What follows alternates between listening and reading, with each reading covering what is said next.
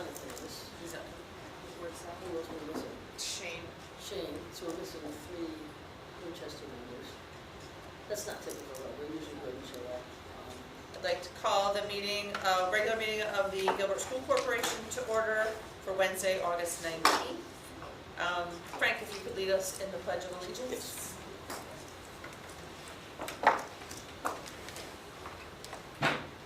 Allegiance to the flag of the United States of America and to the republic for which it stands, one nation, under God, indivisible, with liberty and justice for all. Do you want me to read the mission statement for you? All right. Wish you have a memorized. Do you have it? Do you Yeah. have it memorized? Please, The Gilbert School is committed to ensuring that all of our students are prepared to be thoughtful and productive citizens in a complex global society. In pursuing this mission, we believe that all students can learn and be successful. All students are valued and deserve an education that addresses their academic, physical, and social emotional needs. All students are entitled to a safe, healthy, and respectful learning environment. All the Gilbert School community members must uphold high expectations, be accountable, and demonstrate a commitment to excellence. Celebrating the heritage of the Gilbert School strengthens community pride and inspires individual accomplishments. Moving on, item 2, public forum for the general public. The Gilbert School Corporation welcomes comments from the public. I am not seeing any public here tonight, so I don't have to read the disclaimer. Item 3, call for agenda items. Yeah, I'd like to add to the agenda to respond to the Okay. Where would you like to add it? I'll make a motion for that. Okay. I'll make a motion that we add the response to the Winchester Board of Ed Study. Okay. Yep. I'll second that. Teresa. Let's just see where though. Let's do it what?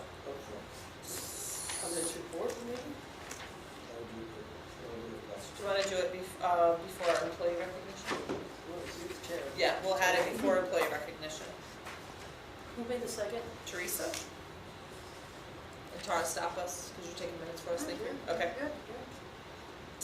So we have a motion on the table and a second, all in favor? Okay, we will, unanimous, we will add that to the agenda. Anything else for the agenda? No? Okay.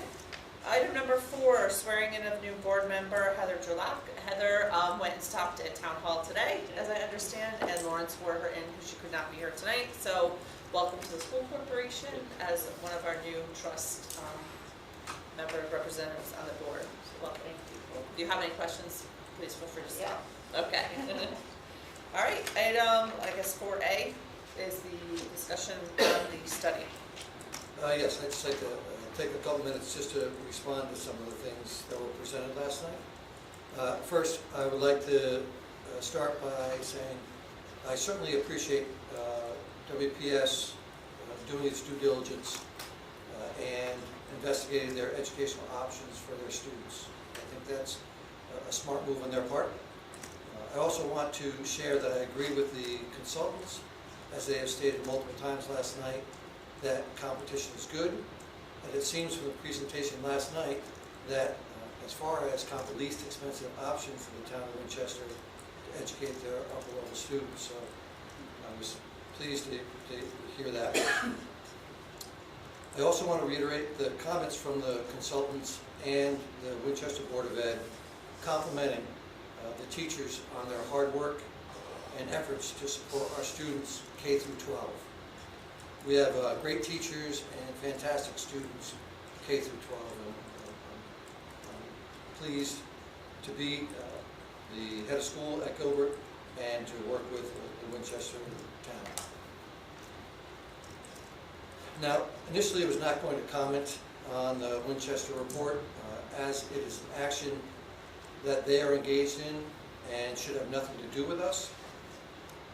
However, I cannot stand by and have inaccurate, biased opinions and misrepresentations being levied at the Gilbert School or our students being publicly shamed by this report from the consultants. For me, I was a little confused with the presentation. my understanding was that consultants were charged by the Winchester Board of Ed with reporting out on 4 things. And those 4 things were: 1, Gilbert taking over K through 6. 2, Winchester taking on 7 through 12. 3, Winchester building their own school. Or 4, investigating other school options. Now, during their future studies presentation last night, the first 30 minutes was to critique Gilbert as to what the consultants felt we should or should not do to cut costs and improve performance, even though that wasn't part of their charge. They were paid, I believe, $20,000 to provide answers to the viability of the 4 scenarios that were voted on by the WPS Board of Ed, not to speak to the challenges of the Gilbert School. That 30 minutes seemed to fuel the divisiveness between the Winchester Board of Ed and the Gilbert School. The consultants' comments seemed like biased opinions, as they do not know our school in detail, nor have they invested time to analyze our data to make the statements that they were making. For example, do they know that when we are short special education coverage that Winchester is responsible for, our students do not get the much needed support to help them grow academically? We were short special education support for most of the first half of last year in literacy support, which has a direct correlation to student performance. Or that as of yesterday, we did not have any special education teachers to service our middle school students. Now, I learned today that they're working to secure those 2 positions now, and we're hopeful that that happens. The other thing that I'm sure they're not aware of is that we only have 1 paraeducator to service our 7 through 12 special education population. Now, these scenarios are not uncommon to us, nor are they because the special education department isn't trying to fill their positions. I want to make sure that's clear. I share these challenges to highlight the facts that sometimes there are specific reasons that data is low. If you look at the 23-24 year or the 22-23 school year, you will see our growth performance much higher. If the consultants were charged with evaluating Gilbert's performance, that would have been good data to show, as opposed to the 1 year that showed us extremely negative. But let me get back to their charge. I'm curious to know how critiquing the Gilbert School for 30 minutes is part of the deliverable of the report that the Board of Ed asked for. And speaking of those deliverable items that were presented, there seems to be some errors that I need to bring to the board's attention. First, the item of Gilbert taking over case 6. The consultants met with Holly and I, and during that meeting, they said that we reported out that we didn't have the capacity to take over case 6. And that is not true. That's inaccurate. Holly and I talked to them about the request that they made to us is not a decision for Holly or me to make. That is a Gilbert board decision, not a Holly or Mike decision. We did not discuss capacity, so that was inaccurate. Their second charge was to look at Winchester taking over 7 through 12, and they reported out that they didn't have capacity for 9 through 12. No problem there. The third question about building their own high school. The consultants stated, they gave 2 examples, and they stated that building a new high school would be about $68 million, and that the town would most likely get 80% reimbursement rate. And they used 2 towns as their examples. One, they said the Morgan School in Madison, which the Morgan School is in Clinton, not Madison. And that building project was done 10 years ago. So that $68 million or $65 million 10 years ago is much different today. They also referenced another school that was pre-COVID construction. Since COVID, construction prices have gone through the roof. So we have two towns that are close to us that have gone through construction projects recently. We did a quick Google search, and you can find that Farmington redid their school after COVID in 2021, and the cost of their school is $155 million. Torrington redid their school in 2024, and to a cost of $180 million. So that's a more appropriate range than 68,000, or 68 million. So I would just clarify that with the board. And the last one they were charged was to come up with options for competition to compare the Gilbert School with other options for the Winchester Board of Education. The only option that they presented was Region 7. But the confusing part for me was the consultants could not identify what the actual cost per student was for regional, nor could they determine whether it included or didn't include special education. Now, I would think that the cost per student data point would be extremely important as you're making comparisons to competition. I also thought that there might have been more options to compare Gilbert to if we're looking at competition. Again, I agree with their philosophy that competition is good to get a sense of what are you getting for your money and what options are out there. Now, the most frustrating and quite frankly the item that prompted me to speak to this report tonight was when the consultants inaccurately and theatrically announced in public, and I quote, "The Gilbert School is the lowest performing school in Connecticut for growth." The lowest.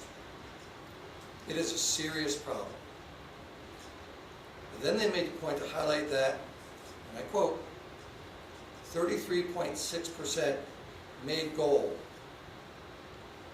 And again, quote, which means 77% did not.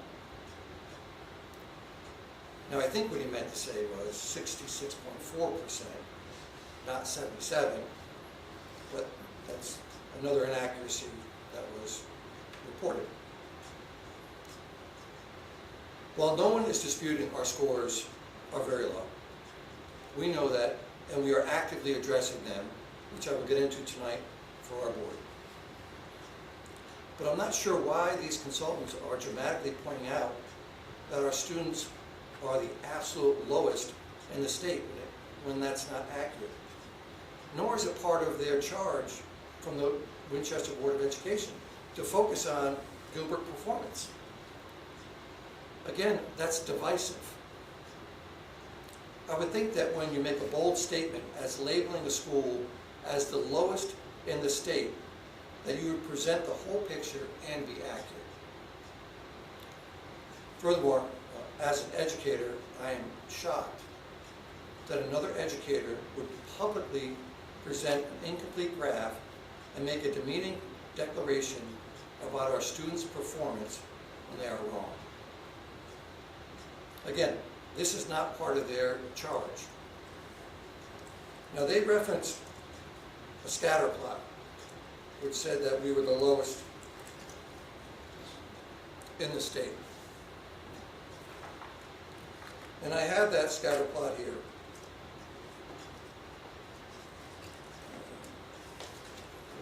Pass it up that way.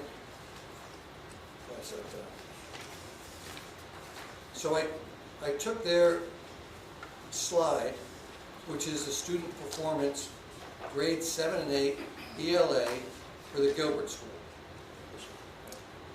And they cite that they received this data from public ed site, which is where the state data is housed. And they demonstrated dramatically that we are way down here and there's nobody else around us. Now I went into EdSite, and anyone in the public can do this. Anyone can jump online, go to public EdSite. When you go to the website, you move to the right and hover over Assessments. Then under Assessments, hover over Smarter Balance. And then go to the bottom and click on Performance versus Growth Bubble Plot, which is this graph. Once that page comes up, you'll see across the top, there are boxes to select. The first one is year, then it goes district, then it goes school, subject, and filter by. When you run this report, make sure to select the 24-25 school year, which is the year that they use. Select all districts, because again, if we are the lowest in the state, we have to look at all districts. Then select all schools. And then the subject is ELA. And then filter by all students. When you do that, if you look at the second page of the graph, and again, the public can do that, you're going to see a whole host of other schools that were not presented last night when the consultants presented us as being the worst school in the state, which is not accurate.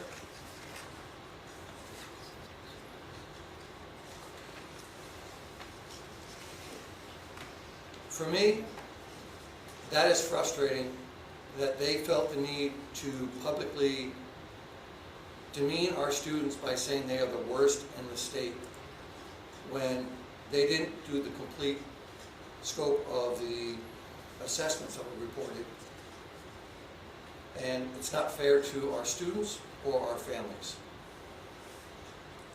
I'm not sure if that was an error on their part or done intentionally.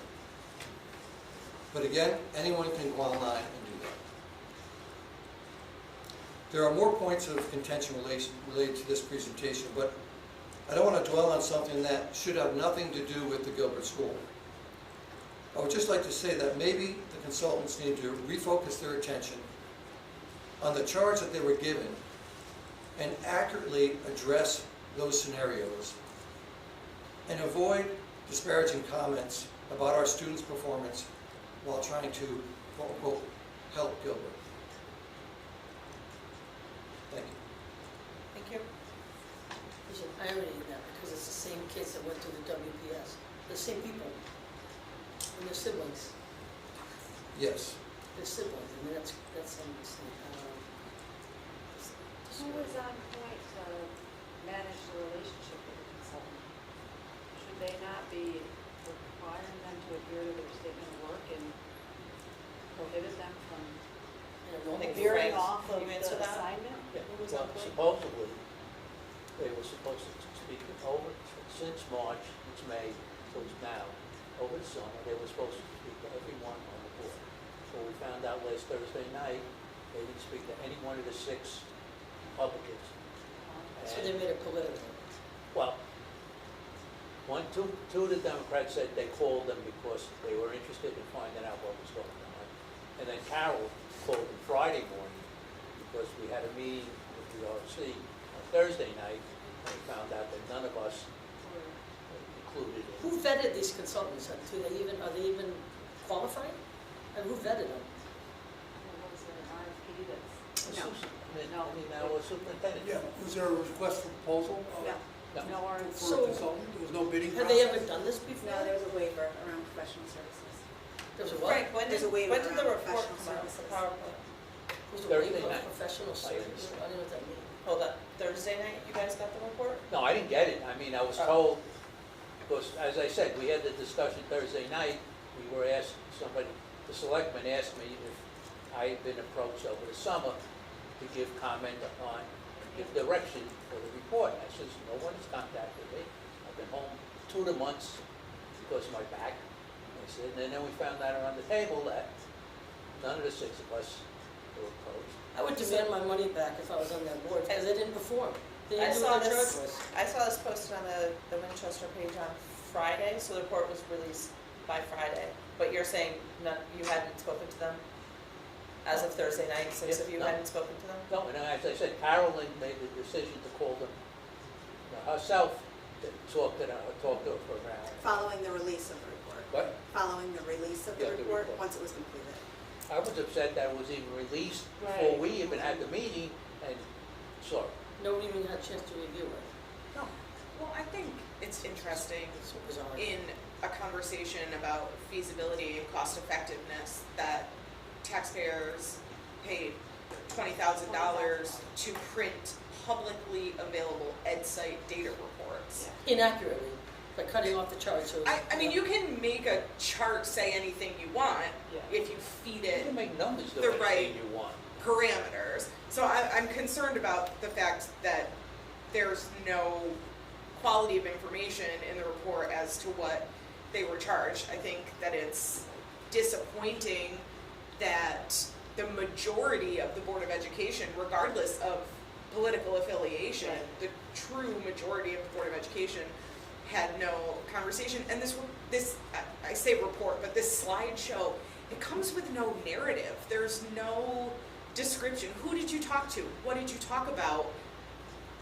Why did you ask that question? It said that there were community members that were met with. Who are they? How is that available? And I'm disappointed that the result of this is a disparaging presentation about the Gilbert school, especially the parts that talk about Gilbert versus Northwestern. There's no slides in here that talk about WPS versus New Hartford. So how can you compare Gilbert and Northwestern, which nobody was asked to do, without comparing your two sending districts? And that information is all available on the public ed site. I spent about 30 minutes and could get my hands on all of that information. So I appreciate, Mike, that you didn't want to really talk about this, but I really appreciate what you said, because the goal of feasibility of different options for Winchester Public School is not what was produced from this study, and it feels like $20,000 could have been spent on something that benefited our kids. Agreed. Totally agree with that. Anyone So, else? unfortunately, we only have 1 of 4 Winchester members here tonight. That's all on you. That's all What right. is, do you have any idea what the board's gonna, I mean, I would imagine they were not gonna give this report much weight, because they didn't answer the questions they asked, they didn't do exactly what they told them to do. I think the board has to discuss it still. I'm just wondering, well, you had a meeting, right, last night, did they talk about, they No, we didn't have presented a it? meeting last night. We had, But this is when we heard, When did this It come was out? just, it was just a presentation last It was night. a They didn't presentation. meet about it. Oh. Just listening. So they're still So- discussing. They just listened. My- So you have it on the agenda next month or something, or? no idea yet. No, But my they moved it to objection the was, meeting. never mind that they didn't talk to us for the whole summer. Then they put it on for a meeting, and I find out, well, it went out to the public first, and the public's invited to the meeting. So it's not that we could sit down at the table here and discuss it, and say the bounds and not, and these are the things we believe you should go back to do a change, or you go back and research again, because we don't agree with your findings. It's out there now. Yeah, it's. We have, just- it's not what the board wants to It's do now, not, it's not- out there. Yeah, it's not, yeah, but it's also, sounds like it's not, Oh, no. it's not gonna have any value to it at all, because they didn't do what they were charged to do. Well, I asked the question last night, because all I hear for the last 3 years is, as soon as they come here in 7th grade, they're off the cliff, and that's on both sides.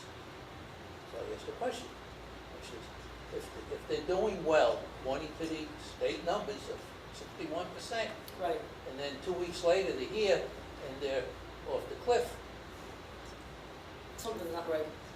and then she comes up with the chart and says, oh, that number, that's when I started, I changed that. Well, I'm going to double down on that. That felt a little bit unfair that there was an advocate for the school for WPS in the room to make corrections to the Right, current right. slideshow, to explain away, oh, that data was incorrect. Correct, right. True or not true. Right. let the superintendent Well, that's what I said, we should have had a meeting, closed door, discuss it, go over everything, and then make it public. I could talk about this study for hours, and I have to anyone who's not willing to listen to me. I spent a significant amount of time diving into the links for every page, some of them which are incomplete links, they're broken links. They're taken out of context. I just want to say, like, there's one slide, it's the second to last slide, and they kind of closed out on this, but in my opinion, they used this one slide and built the rest of the study. I'm going to use that loosely because I've looked at like many studies, and this to me is just not an $18,000. Well, the contract itself says $18,500, but I don't know. You know, I'm not sure anybody knows how much they're getting paid or when they're getting paid, or because that doesn't seem like it was a transparent process. But there's a slide that says this is not a new challenge, and it quotes a 1994 article, I think probably out of the Current. It says Mayor faults Gilbert School on finances. And 1994. yeah, but they're saying, Irrelevant. essentially I think that they're saying that, like, hey, Gilbert's always been the problem. And to me, that's what this study reflects. So It's it's just that, personal, it like, became personal. yeah, I think it's incredibly, I just don't believe that this, you know, in the charge or in the contract, it says that it's going to be an objective study. And it says it's going to be comprehensive, neither of which I think it is. In order for it to be comprehensive, I should be able to open up this slide deck and understand what they're saying. There's no narrative, there's no executive summary, and so you're really kind of left to sort it out yourself. And it shouldn't be imperative that there is a presentation or two gentlemen like speaking about it in order for me to understand it. It's not a standalone I want to document, break and it I down believe simply. that's what we're being paid for. I don't have children, They're being okay? paid for. But the students that go, the sixth grade, they're stars. Yeah, Now all of a sudden, they come to this you can't building, read right in 7th grade, this same kid. building, Right. and there's something different. And they can't figure out where to send these kids to make them better, to solve that problem. It's interesting you say that, Frank, because if you look at the public ed site data, which you can do for free, you will see that 6th grade to 7th grade transition in a variety of school districts shows a decline in student performance. It's not a Winsted problem. And when you say, like, what's different, there's so, like, you So go, it's social. there's a huge social component. That's why the comparisons to Region 7 are wild when you're So it's looking not at. the school problem, Right. it's. There, and Well, I everybody remember could do when- better I remember with when the my daughter's out transition. there, So we explained to them, you're not gonna be in one classroom with one teacher. Now you're gonna be in a building where you got lockers, you got this, you got that. All these other things are gonna be on your mind. The And rotation is changing a and big change, rotation too. of classes. Rotation is a For the big 7 change. hours you're in school, where before you were one place, one teacher, you know. that- And suddenly but- the but- test is harder. The but algebra that's what I'm saying. and things that happen on But a that's for 7th grade everybody. test are. So it's not the school that's the problem, it's the way things are. If they went to Northwestern, the same thing, that same kid will have the same issue. I also don't, and I don't want to speak for you, Mike, No. but I don't think you're trying to diminish, and thank you, Frank, I don't mean to cut you off, No. sorry. I don't think you're trying to diminish that, like, there are challenges, and they do have to be No. addressed.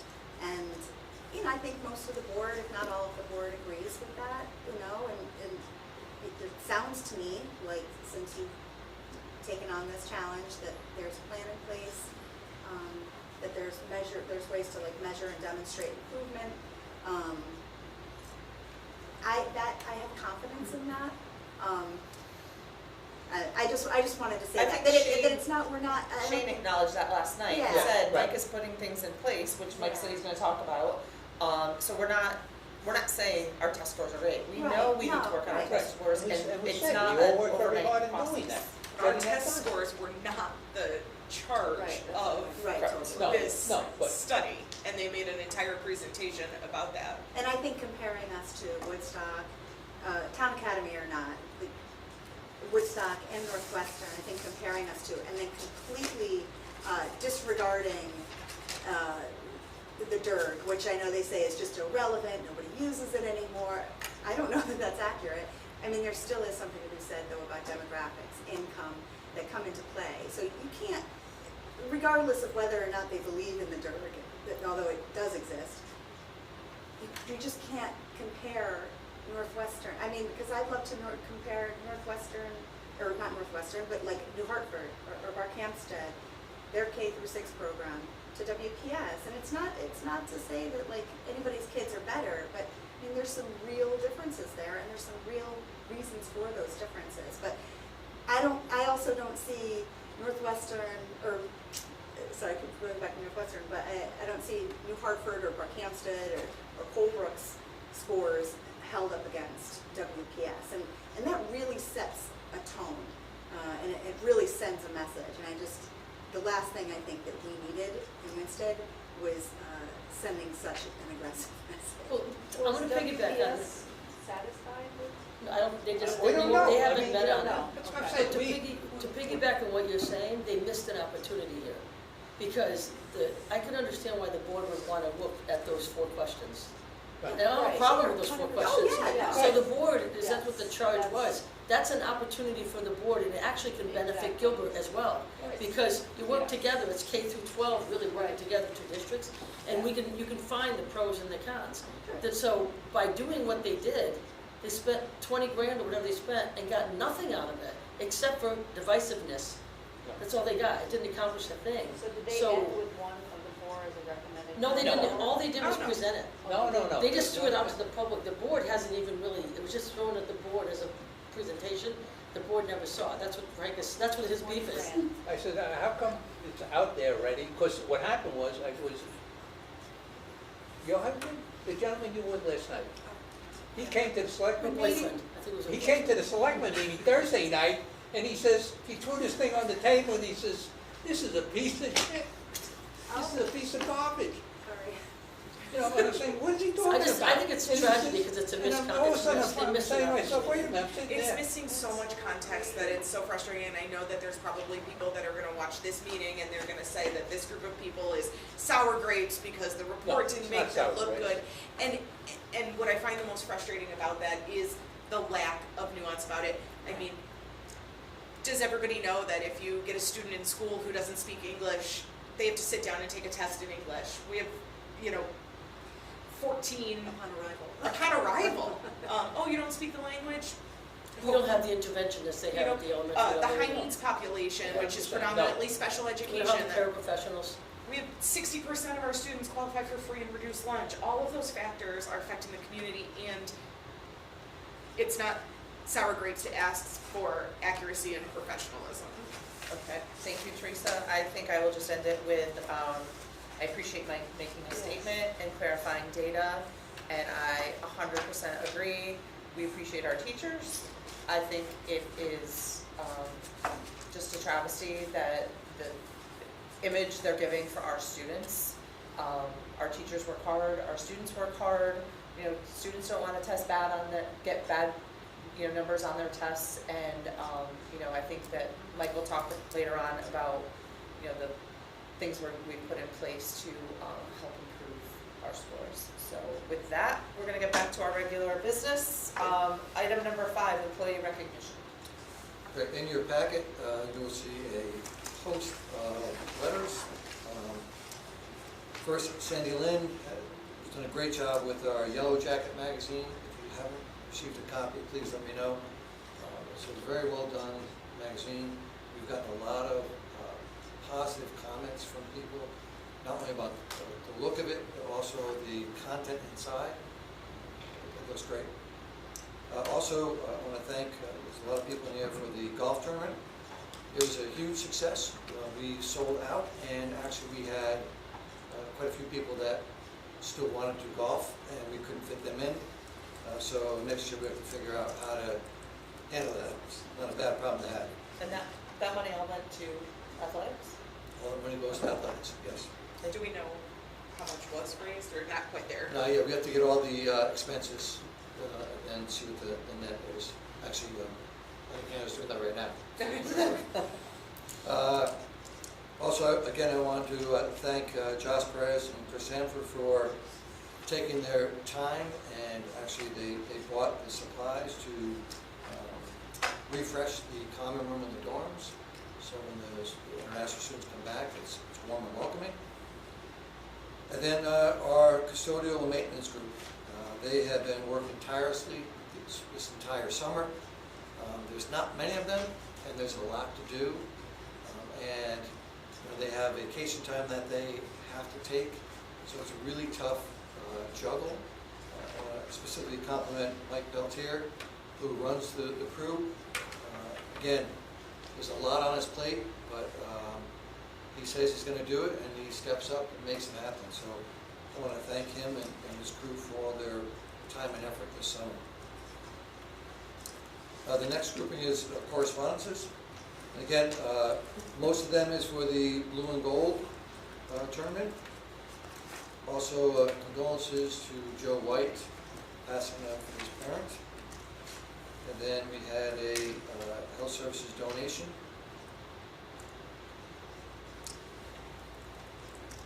And that is it for correspondences. Okay, next item on the agenda is the approval of our minutes from our regular meeting on June 17th. I'll make a motion to approve them as presented. Teresa. Second from Scott. Ellen, sorry, Ellen, I said Teresa. Ellen, You're just testing me. you looked I up. wanted to see if I heard that right. Ellen, and a second from Scott. Any changes or corrections? All in favor? I abstain. You abstain? Okay. Heather, you want to abstain from I'll that? abstain. Okay, 2 abstentions. 1, 2, 3, 4, 5. Thank you, back to the correspondence real quick. Sure, can we vote on our second minutes? Okay. Second is minutes of our special meeting of June 24th, 2026. Move to approve. Ellen? Second. Teresa? Any discussion? All in favor? Same 5 and 2 abstentions, I assume, right, Frank? All right, now we're gonna run back to correspondence. Yeah, I just want to highlight a gift that we received. It was a $1,000 donation in memory of Carrie Cox Portland. Oh, yeah. The letter was, Carrie was a proud graduate of the Gilbert School and UConn, and later returned to Gilbert, where she served for many years as a school nurse. 30 years of service, she touched countless lives with her kindness, compassion, and expertise, providing the very best of the Gilbert community. That gift will help us with we have to refurbish our AEDs every so often, and that money will go to help us purchase AEDs. So I just want to thank the group for that gift. Thank you. Okay, moving on, item 8, committee reports, finance. Ellen? I almost like Mike should report on that, because he did all the talking in the meeting. But it was, we met right before the meeting, and we went over, let me look at my notes here. We went over the business manager transition from Diane to Hannah. But Diane is helping out with the audit, finalizing that audit stuff. The audit has started, and we will be kept up to date. The focus of the meeting was on the new structure of the town academy. It's really not a new structure, it's a proper structure. So we should have been doing all along. But he's gonna, the way I understand it, we're gonna be getting detailed revenue and detailed expense reports and profit and loss statements. The new budget will be presented at the next month's meeting, which is in September. The budget will be modeled after the town academy model. We'll close out the September meetings where we do our final, let's close out the annual year in our September meeting, where we do our line item adjustments, and we will be getting quarterly reports from different departments that are like residence or life and development or whatever. And I think that's everything. Did I cover that? I think so. Okay, so that was finance. And policy, those minutes are in our packet. Yeah, those are detailed. There's a lot of detail to them. I don't know if anybody ever read them, but We met in August, although we typically don't, but we had a lot of stuff we carried. had a couple-hour meeting that time. That was a Yeah. long meeting, yeah. Just because there was a lot going on. So police, the cameras, the police had asked for access for the local police, cameras and, Mr. Schuster, whatever, presented a preliminary draft of a policy regarding the video surveillance and law enforcement access. And the way I think it's meaning is it would be only if there's an active, if something is a trigger, like an active investigation, they can't sit down there and just look at kids, because you gotta protect the rights of the kids and so forth. So we will have more discussion on that.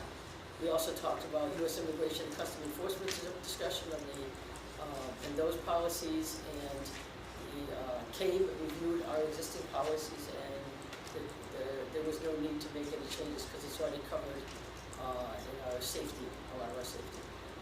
We talked about generative AI, artificial intelligence, and there is a new policy that came prepared regarding the use of the technologies that perform like content generation, data analysis, and so forth. And that will be at this meeting. I think it's in this packet as a first read. We also talked about smart devices, some of which I never even heard of. Like I know there are glasses, but I didn't know there was bands and neck gear as well. But there's all kinds of smart devices. This is a smart bottle, so they do exist. It does. Yeah, it's cool.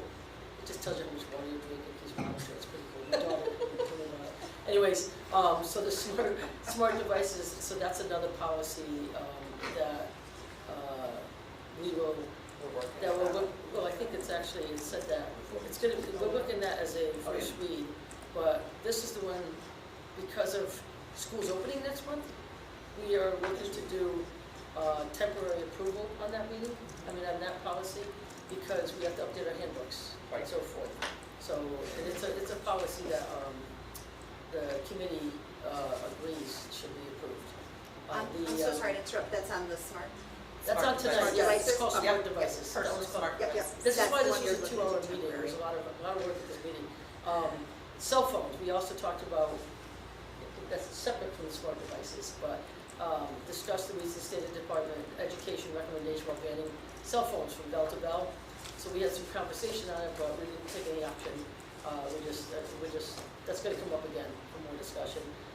We also talked about policy for undocumented students, but we don't have any control over the students that the districts send to us. That falls on the burden of the sending districts to deal with the undocumented students, so we don't need a policy on that. And then we just looked at the bylaws, and we just basically approved the additional 2 trustees, which were already approved. This was just updating the bylaws, and that was pretty much everything that we discussed. Thank you. There's a lot. There was a lot. So there's 2, I'm gonna, should I wait till the first read of the policy to ask a question about it? Yeah. Okay, thank you. yeah, it makes sense. This is just reporting on the policy meeting, but they're there. We don't have cell phones as an agenda item, but it's gonna be under Mike's report. We'll discuss the cell phone. That was just a new topic. It was the day before our meeting, so it was, that's what we It's very discussed. timely. Yeah. Okay. Building and grounds, Scott.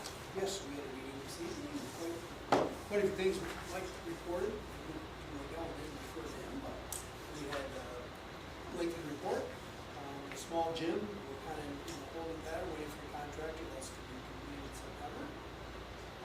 We are creating, in the process now, creating a committee for the bus loop project. To go over timelines and design. There was a tree planting at the entry driveway for the class of 76. There's some new bushes were removed by the entrance. And we're replacing the front entrance floor with our logo, correct? Hall fame cabinet was painted and refurbished by Chris. Thank you, Chris. Some new lighting installed. Tennis courts are being rehabilitated right now as we speak. Being power washed and grass being flown. Doing the best we can do with what we got. I forgot to ask, in building and grounds, are they gonna be usable for matches, competitive matches in the spring? Or is this more of an aesthetic upgrade as it's the first thing you see when you the driveway? I would love to say that they would be usable for matches, but I don't think that's could be the case. How about for practice? Practice, 100%. Okay, because downtown we're currently, so that's perfect, okay. So it's But aesthetic. for matches, I think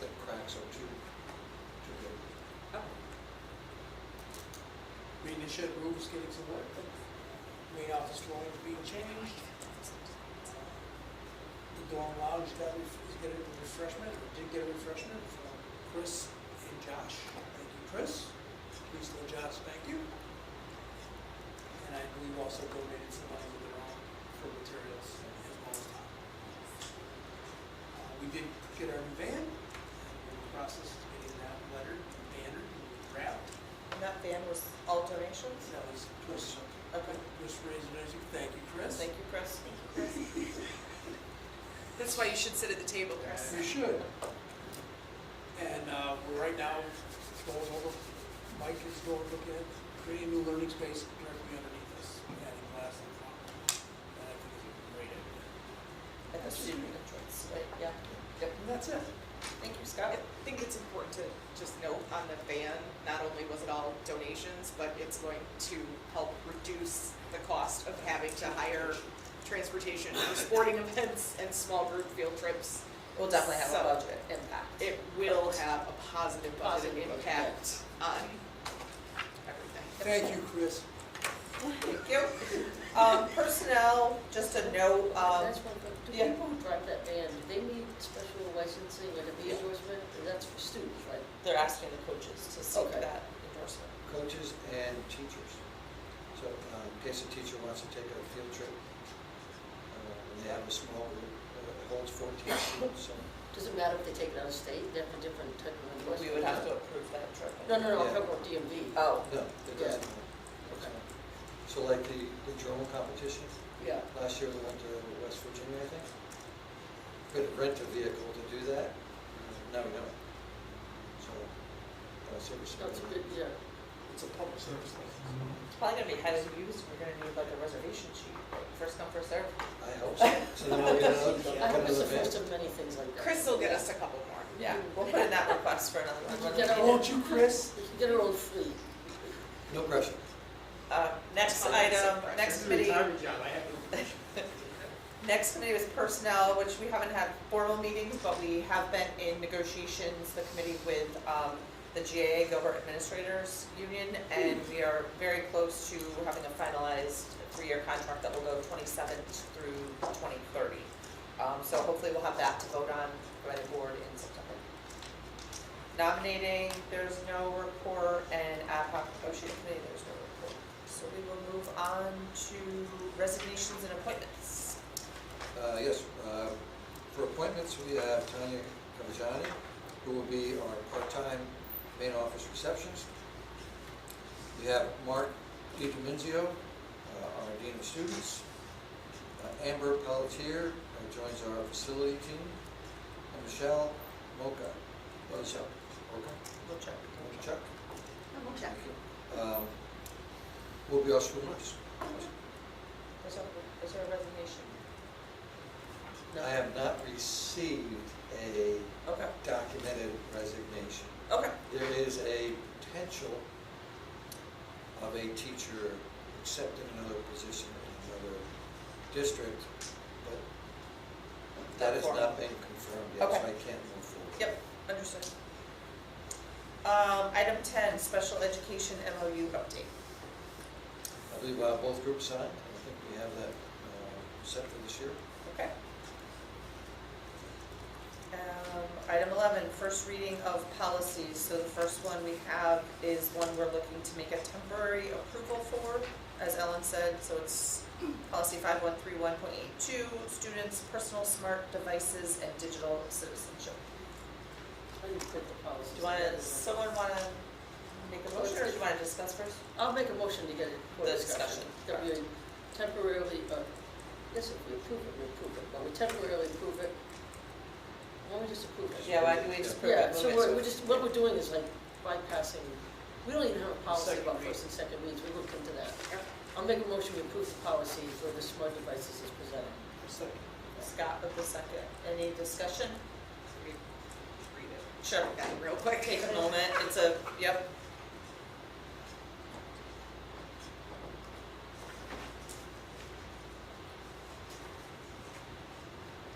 I'll just add some color commentary to the policy.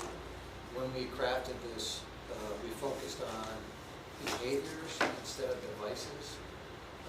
In speaking with other local superintendents, that seemed to be the most prudent way to go. That way, whatever technology changes, it doesn't matter, our policy will still speak to the behaviors that we don't want happening in our building, like recording other people or Picture of a test. picture of a test, things like that. And that's captured in the very last paragraph that says violations of this policy will handle the behavior, etc. So we talked about that. Yeah, a lot of these smart devices, you don't even know they're smart devices. I mean, that's so hard to monitor. That's why behavior has to be monitored. Tara? I just have a question, and maybe it doesn't belong here, but I should think about how to word it. I would imagine that there would be some messaging from administration to prepare families, to prepare kids, because they, like you said, smart devices come in all shapes and sizes. That could be a watch, that could be that's my only watch, you know? So I'm just, I'm assuming that it would be top down, it would, So there'd be a lot of preparation for, the reason why we're asking the board to vote on it now. right, So to get that rolling. the next step is tomorrow, we're going to send out a school messenger to all families. We're going to put a banner on our website. We're going to inform the students. We're going to try and get this moving as quickly as possible as the year starts. That way, we're starting on the right foot. So, I guess. Because it's a lot for teachers to manage as well, it's just be looking at raise risks. Well, glasses even, like there's so many different devices. Yeah. But just in general, like, also a conversation with staff to make sure that it's uniformly enforced. Like, I find that rules in schools in general, that is the absolute most challenging Like the dress code, piece. 100%. That it's, good example. when you get a dress code violation in sixth period, you're like, what about the How'd you make five it? other, how'd you make it all the way here? So, yeah, okay, sounds good. Okay, so we have a motion, all in favor to approve, it's not temporary, we will clarify that. Yeah, just to prove it. You guys voting? You're good, abstaining? Yeah. Now you Okay. can update. Frank, you're voting yes, okay, so there's one abstention, Heather? Yeah. The rest unanimous. And Thank you're you. the- And then we have two other policies for first read. Electronic resources generative AI, that's 6141.3273. That was one of the things we did discuss though, because we always seem to have like first read, second read, and sometimes when you remove policies, you realize you don't have a policy that says that you have to have two reads. Right, It's not in our bylaws. It's not. It's not in our bylaws, but we also have like, when it's ministerial or administrative, like minor, you don't have to have the multiple reads, so it was just a little bit eye-opening, but. I'm just looking at C, 9110. Bottom, number 3. We gotta do The next policy. It's the third one here, but. Oh, so, It's okay, the- but Policies and Were we records. gonna talk about AI? I thought, No, I know she's talking about it, it's because there's trustees, and then there's the sending district, and then more trustees. yeah, So I'm nobody not had what we're talking anything, about. let's back up though, nobody had anything on this first one, the 6-1. She's talking about the two trustee Yeah, classes. I know that, A and but C, we yeah. skipped over this policy. Oh, no, I get it. So nobody has any discussion on that, okay, thank you. it's, I'm just looking at number 3 at the bottom, and it's, two Class C directors, et cetera, et cetera. And the last sentence says, after the expiration of each initial staggered term, each successor directorship shall thereafter be elected for a term of 3 years, and There's no and, there's nothing after that. so the and should be removed. That's, well, I was wondering if the ands be removed or if there is an and that didn't make it onto the. No, because it looks like item 1 ends Okay. with the 3 years, so that one Okay. should, That was my, yep. What so they we'll used to strike do, the and. when I first came on, like many years ago, we used to have 2 3-year terms that you could serve, and then you had to come off for at least 1 year before you could come back on. So you couldn't stay on the board forever. Yeah. That's what, that might have been related to that. yeah, right, so You know what I there mean, that's was where it something could have been a there. carryover, that's what I That was think. my question. Okay, thank you. So those will come back next month for a second read. Next item, item 12, head of school report. Okay, as we roll into this new year with the new configuration, we are one school. We had our admin team meeting and leadership team meeting this week. We held it over at the dorm, again, to drive home that we are one school. It's not the Res Life program and the school. We are one. We're under one budget. Everything comes into the Gilbert school. Everything goes out from the Gilbert school. So we are reinforcing that with our community, our teachers, our staff, at the board level, and we're making some adjustments to match our new configuration. So, as we talked about earlier, subcommittees, we will have our monthly meetings. Some of the reporting will be slightly different. You're going to get more information. You get a sense of what's happening holistically at the school. And then quarterly, you'll hear from other departments that you have never heard from before. So development, advancement, Res Life, admissions. So again, to keep you well informed and understanding what we're doing and how it relates to our building goals and our board goals. So that will be a change this year. Questions about configuration? Okay. So for this year, our focus area is academics, first and foremost. So we have all recognized that we have a lot of work to do in this area. Our teachers are ready to go. We've made significant alterations to how we do business. So last year, we worked off of a 4-block schedule. So there's 4 periods a day, 90 minutes each period, 7 through 12. So that means you had middle schoolers sitting in a class for an hour and a half. And let's take math, for example. They would have it every other day. So they get an hour and a half of math, nothing, an hour and a half of math. That is not conducive for a middle school boy who needs to get up and move. So we switched our schedule to a 8-period day, and students will have their academics every day. So they'll have English every day, they'll have math every day, as well as other content areas. The thought is smaller chunks, more frequently, keep them engaged. We, at our leadership meeting, talked about, well, okay, in this new structure, how do we maximize student learning? So we have our new curriculum director. She's fabulous. She has structured out our monthly meetings. So our teacher contract requires or allows us to have 4 meetings after school a month. So we're going to have a department meeting to talk about what's happening from a curriculum standpoint. We're going to have a PLC meeting where they can collaborate. We're going to have a data team meeting where we're going to look at our student data and make adjustments accordingly. And then we'll have our leadership meetings. So every week we're going to be reflecting on our progress and looking at ways to improve our practices and to support our students. The other things we're going to be focusing on differentiation. We know that our special education support has been challenging over the last year or so. It's just difficult to, in this part of the state, to find teachers and aides. So we have to do something about that internally. We have to take control of that issue, and we have to figure out how to differentiate our instruction more in the classroom. So that's another thing that we are focusing on in the classroom. From a leadership perspective, the administrators and the department chairs are committing to doing walkthroughs, which means that we'll be in classrooms more, we'll be collecting data, we'll be reflecting on that data, we'll be circling back and giving feedback to our teachers to let them know what's going well, some areas of improvement. If we see things holistically that as a group we feel we need to address, say for example, there's a lot of stand and deliver as opposed to students working in small groups.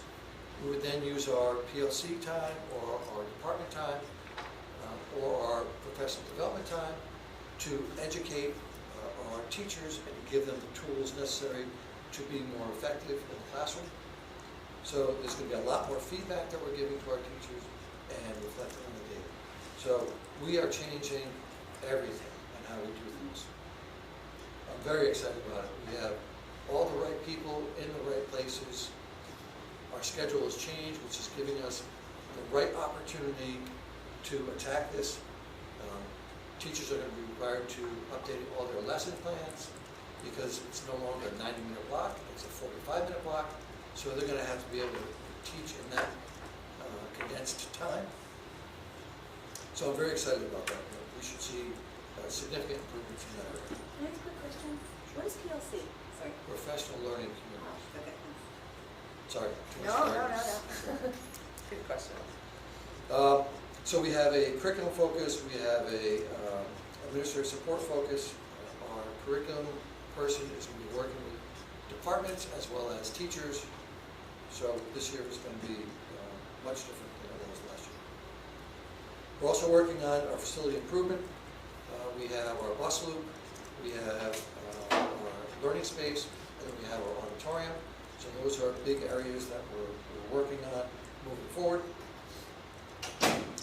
Admissions, as we are a one school now, admissions is an integral part to our town academy status. They are the revenue stream that will help infuse money to offset our operations and allow us to provide more opportunities for our students and to keep our expenses down. We have 2 FAM tours coming in this fall.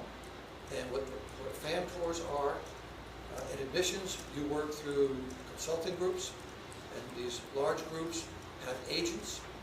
So parents hire agents that belong to these groups to place their children. 2 of the largest agencies we have connected with and signed up to have them come through to get on their tours. So we have one in September and one in October. So these agencies would bring in 20, 25 agents to our school to show them what we have to offer, and then move on to their next schools. And research supports that if agents come to a school, they're more apt to promote that school, which helps with our admissions, which then helps us get students, which then helps us get more revenue, which then helps us offset our operations costs and allows us to do more programming. So admissions is an integral part to the town academy model, and it gives us a significant advantage over a public school model. Is it 20 to 25 per tour or total? Per tour. Awesome. Yes, And you have 2 scheduled? 2 scheduled. So that's pretty much like 50 agents? Yes, and the agents that come, they are the rock stars of that organization. So if that organization, say they're in Asia, they're going to take a group to the United States and pay for that trip. They're going to take their best agents to do that.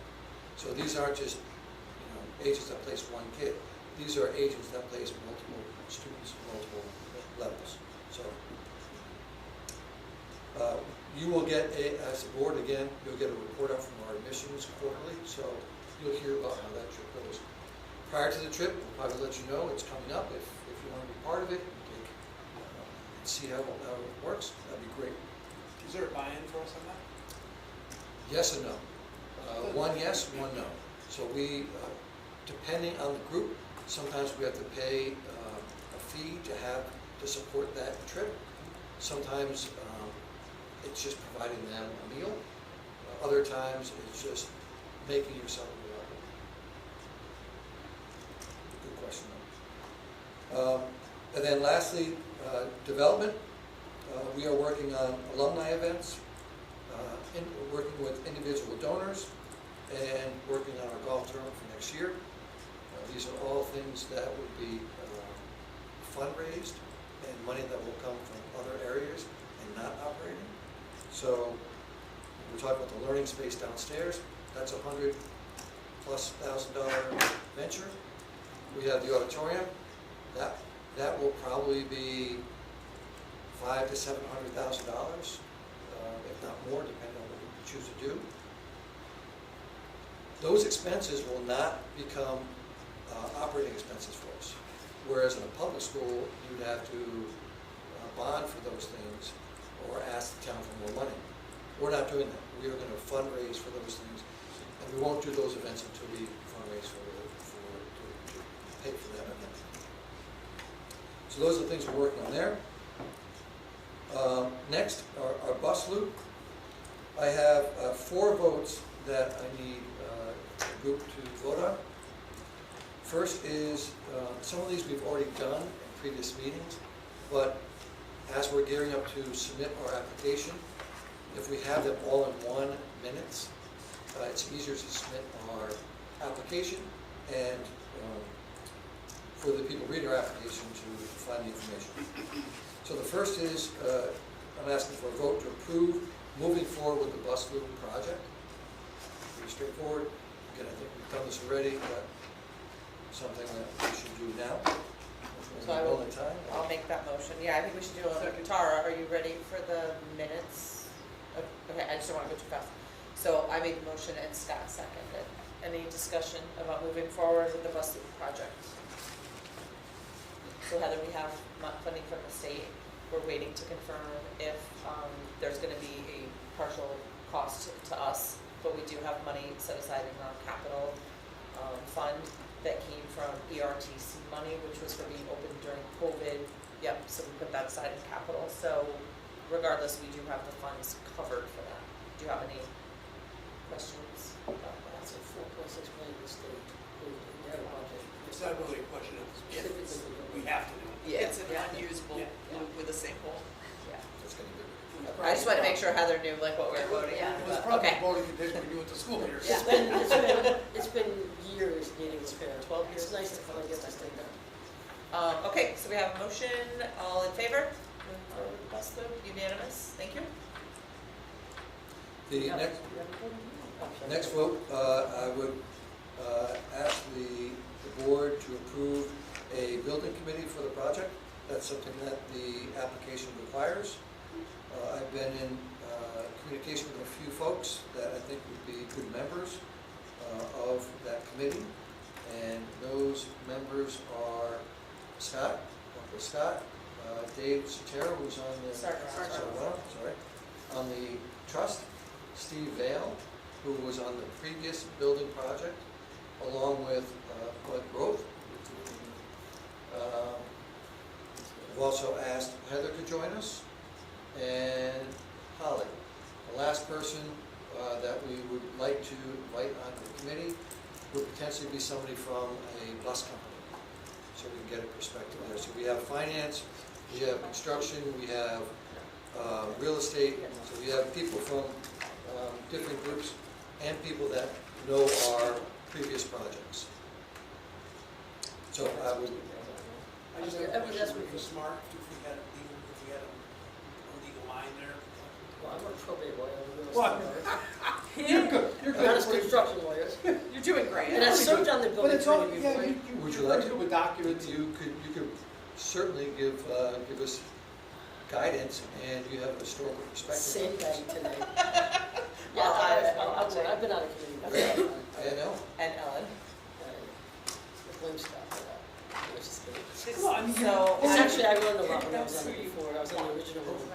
You learn a lot. So I will make a motion to form a building committee with those names, including Ellen and possibly someone from the bus company, to be determined, to form Construction, not construction.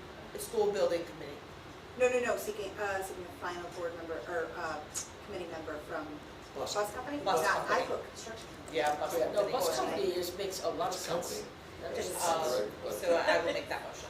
I said, Scott, thank you. Any discussion? All in favor? Unanimous, thank you.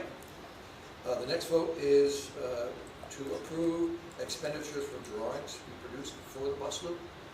One of the things that the application asks that we do our part up front to get drawings to submit with the application. And I just need an okay to move forward with your blessing.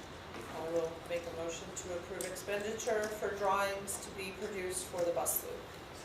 Scott, thank you. Any discussion? You're voting? Okay, she's moved on. We're all in favor. Do we have like a quote, any quotes or any, I know it's something that has to happen prior, I mean, do we have it, not, obviously we don't have any quotes just yet, because we haven't like approved anything. Do you have an idea of just how much that would cost, or? No. Okay. But that will be rolled into the overall cost of the project. Yep. I Okay. will say that So it's reimbursable, or as part of the engineering? some of it, yeah, they have a chart that shows with some are and some aren't. Yep.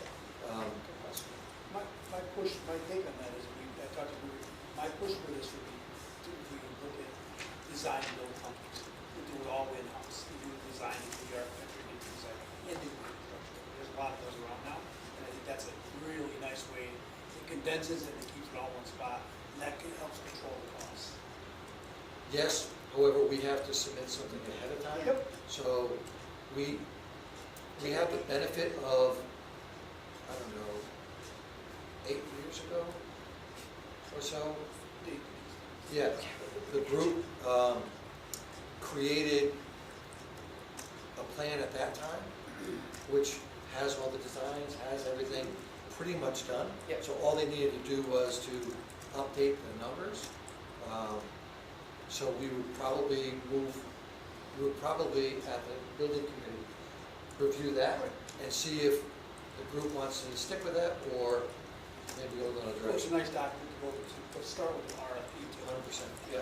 Yeah.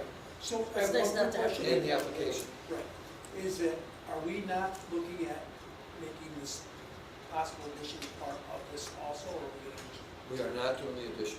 Just The addition would have cost about 45 million, and we would have been reimbursed. Reimbursement rate is about 73%. So that's a big number for us. So the addition was gonna be academic space in It was a addition. step. Yeah, science labs. Yeah, we were talking about doing a step. Yeah. So when we worked with our lobbyist and presented both plans, our lobbyist took both plans and then showed them around to see what might fly.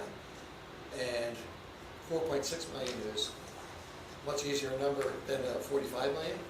So we went with the 4.6 million to get this done. You need a good base anyways. Yeah. Yeah. Yeah. But we're taking into consideration what may possibly come as we're doing this? Yes. Okay, that's. So the other piece is, in the long-range plan, one of the things that will be on our list is new science labs. So some of the drawings from before have the school curving out this way and science labs being there, which help with the retaining wall. So that is something that we could add on afterwards. Just keep in mind as we're doing the table. Yeah, Right. yep, Yep. just more to do it. So I would need, We have a motion and a second, so we just need to vote on the expenditure for drawing. Unanimous, thank you. Last one. the last one, in your packet, you will see a brief overview of the project. And this is the prelude to the details of the application. So this document would go with our application. So the educational specifications, excuse me, the board votes, potential drawings, finances, and I think one more piece creates our packet that we submit. The building committee would review all of these things when we meet in September, and then we would submit our application. That opens up in October. October 1st is when we have to submit it. So I would make a motion to approve the educational specifications for the bus loop project that's needed to apply. Stop. Any discussion? All in favor? Unanimous? Thank you. Fantastic, thank you. Next, when we talked about budget at the end of last year, insurance was a significant increase for us. So we had to take a gamble and to Diane's dismay, we had to go with self-insured. Self-insured is a gamble. The way that works is, you look at what you think your claims would be, and you budget for that, and hopefully you come underneath. If you don't, then you have to come up with that extra money. If you come up underneath it, that's savings, and that can help offset other areas that you might, that might need support. So, we made the switch July 1st to a subgroup of Aetna. Seems to have gone very smoothly.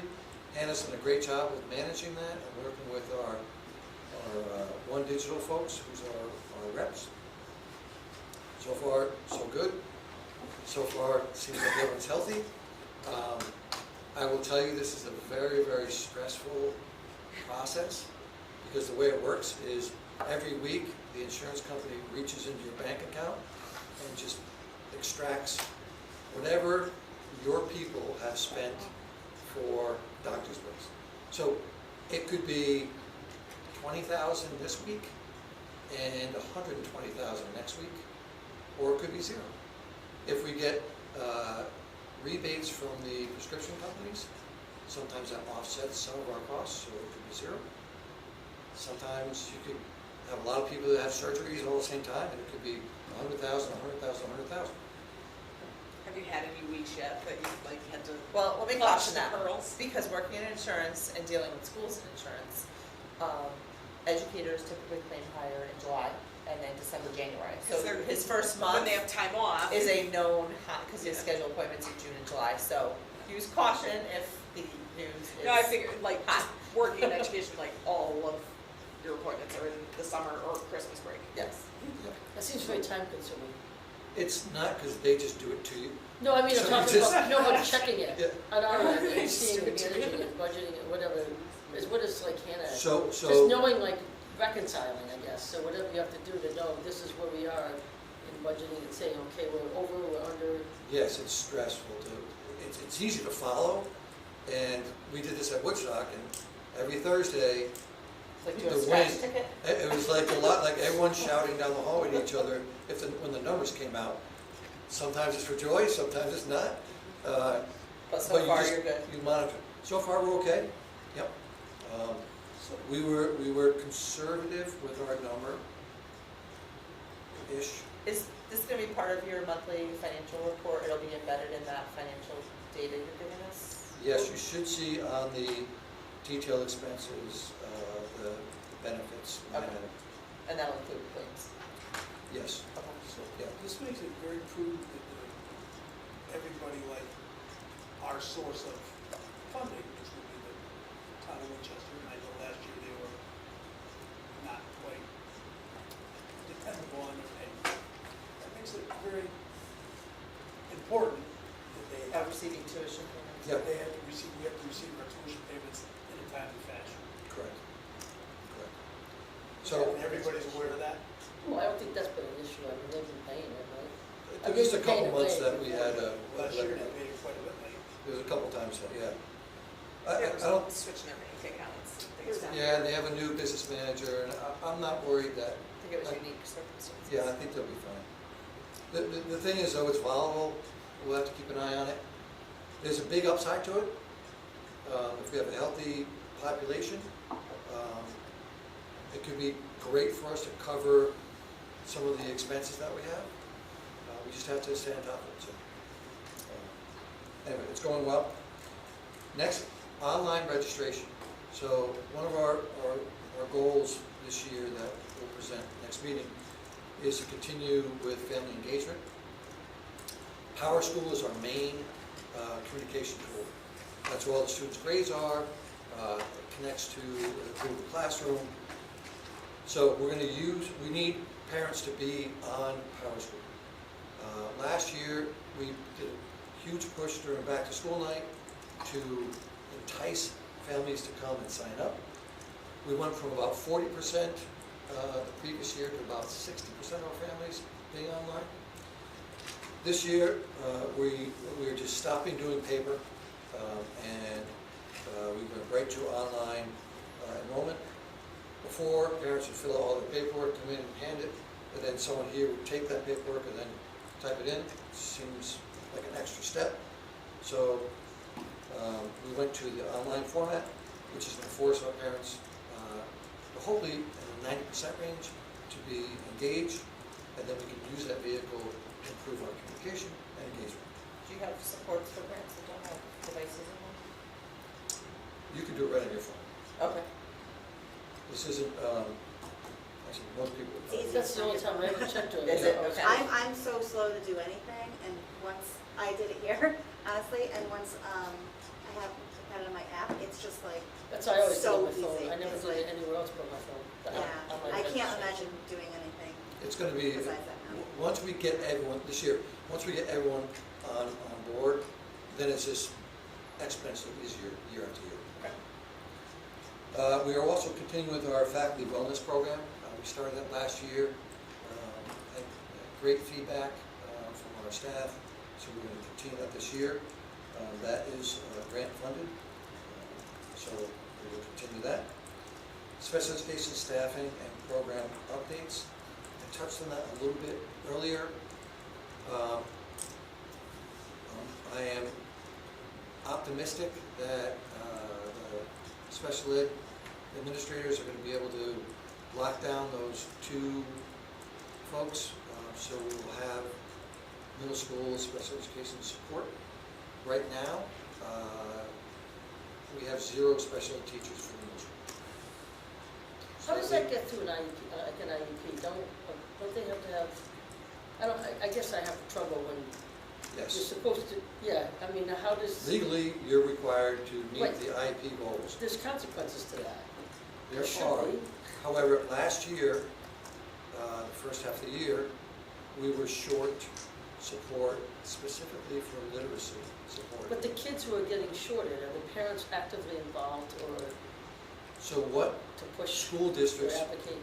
can do if they can't meet those needs, the follow-up is to communicate with the families to offer them what's called compensatory services.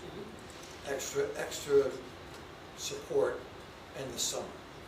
Problem is, last fall, we have 7th graders that aren't getting their reading support and they're struggling with reading. That's going to directly impact their performance and growth, which then will show up on the indexes and so forth and so on. And then you're going to ask them to come in the summer to do reading support. It's not compensatory, It's not. punitive. Yeah. Now, that being said, I don't want to come across as I'm hammering the special ed administrators, because it is challenging to find teachers, special education teachers in this region. And there's been many interviews that they've done that it's just not a good fit, so then they look for a better fit. Hopefully, these 2 people sign on. I'm anxious about only having 1 aide for 6 grades. I don't know how that's going to work. Are the one-on-one spots filled? One-on-one spots are filled. How many of those are there? I believe 3. So Winchester's the one who's hiring all these people. Do they seek your input at all? So part of the process, we attend the interviews. And So at least you can see what's going on. and yes, you we get it. are Okay. part of that process. Okay. And it is a collaborative process. No, it should be, that's what I was just curious. If they're up here, they gotta know what the expectations are. Yeah. The challenge is, we're at the mercy of that system.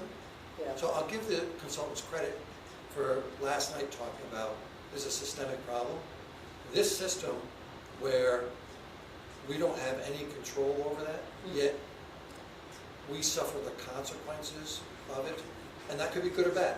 They could bring in great people and our kids could do great and our scores would go up, so that's a positive consequence. They could be short-staffed, which then translates to we are not providing the services, which means that our kids aren't getting the support that they need, and then they're not performing well, and then our scores come out, and then publicly someone's bashing us because our test scores are horrible. But ultimately, through the MOU, Winchester has all the hiring and Yes. staffing that they're responsible for. and They are services. responsible for that program, yes. But we're Is that something we would ever That's why they consider, count the is results. that something we would ever consider down the road, wanting to manage special ed on their own? I mean, I Gilbert would used to, recommend that. the only reason I say this, Gilbert used to do it, their own special ed, for a long time, because we had two separate budgets and stuff, Yeah, until the, 7th and 8th grade, as part of that whole thing. it's a very wonky system. It is, Um, because and it never, that's why I'm just wondering, that's something down the road, but, And I really feel for the special ed administrators because they're stuck in this really weird position where, they have two schools they're trying to support, who again, they're struggling, they don't have all their spots filled either. And then they have another school that's really not their school, but is their school, meaning us, and trying to balance all of that. It's a hard spot to be in. But the bottom line is, when the day's done, we're the ones that carry those scores. and look, So- the other issue is like how much of outplacement is necessary, can you do it in-house, too? Because Yes. you don't have any control over that either. I mean, Yes, that's where, when we were running it here, we had more control over the outplacement part. yes. But to play devil's advocate, and again, to support from what I've heard, support the special ed administrators, back before when I guess Gilbert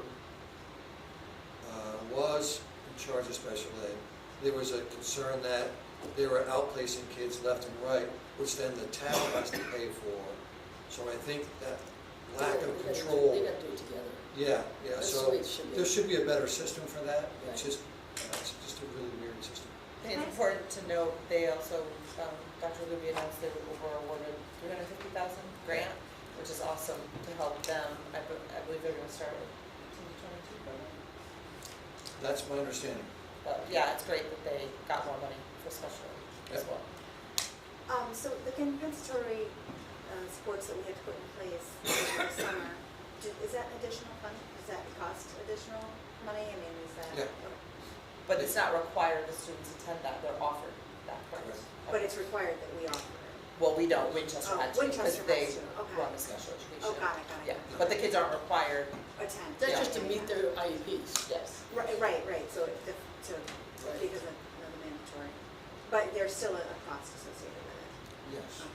Teresa, did you have something? No. No? Okay. She does, but she won't. Good, Okay. right now? But Board retreat? Before we get there, let's just jump back to cell phones. Sure. So the state wanted to tackle the cell phone issues in school. They bravely put it on the topic to discuss, and then backed off on the enforcement of the statement, this is what we want to do, which, to be honest with you, I'm okay with that, because locally, we know our kids, we know our community, we have our own systems in place. We are working to work with our middle and high school students to structure each program a little bit differently, to ensure that cell phones don't impact our learning. The other thing that we're doing is we're trying to get away from so much screen time. So at the middle level, we're going away from the one-to-one devices. We're going to go back to the carts. So if a teacher wants to do something with computers, they can pull the carts out, do it, and then go back. A lot of research is pointing towards that's the direction, and so we're slowly starting to do that, and hopefully we'll move that into the high school. But for cell phones right now, even though the state didn't make a hard decision on it, we have a policy, we have a practice in place that we're going to continue to use and manage internally. And that's for, I'm sorry. 7 and 8. Starting with middle school, got it, okay. The cell phones is 7 through 12. Yep. The devices is 7 and 8. Like educational electronics? Programs. Screen time. Yeah, Programs. I'm just kidding. Yep. And last thing is the board retreat is September 12th. Judy Palmer will be facilitating that meeting. At that meeting, the goal is to really talk about where do we want to see the school in 10 years? And then start to brainstorm, okay, let's do some backwards design. That's where we want to get to. And what's going to take for 10 years to get there? What are those milestones that we think are important to set in place, and then what action steps do we need to do to reach those goals. That's a Saturday. That's a Saturday. Just checking to see if something- That completes your report. That completes my report. Thank you. It's Rosh Hashanah. It's already good. I will feed you, yes. Item 13, Board of Did you just ask about snacks? Board of Education report. Frank, that's you. Do you have anything else to report the study team? I think this Talked report, about that nobody already. tells them anything, they just throw it out in public. Okay. Next item is school corp chairman's report. I would just like to welcome our teachers back at the end of this week, students next week, and based on all of Mike's reporting, it looks like we have things in place where we're trying to make improvements, and I look forward to getting updates every week. When is the first day? Next week? Next Thursday, Seventh? 7th and 9th start Wednesday, and the rest of the grades will That start came Thursday. fast, didn't it? Yeah. So, welcome everybody back. I would take a motion to adjourn. One thing. Oh, sure, hold on. I'm sorry, I can't make the 16th meeting next month. Next month is September 16th meeting. Okay, thank you, Frank. Scott made a motion to adjourn, second? Second. Heather, second.